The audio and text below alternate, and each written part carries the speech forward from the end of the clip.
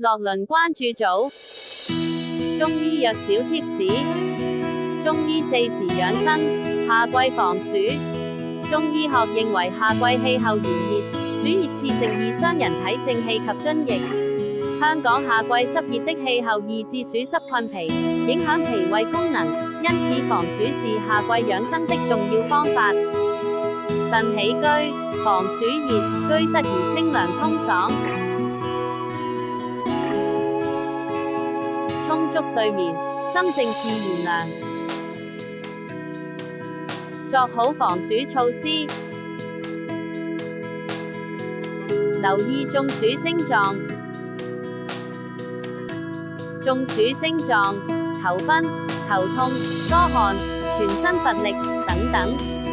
處理方法：到陰涼通風處休息，噴灑冷水或用濕毛巾抹皮膚，飲用含鹽分清涼飲料補充體液。若症狀持續或沒有緩解，或者出現心悸、注意力不集中、動作不協調等症狀，則應求醫。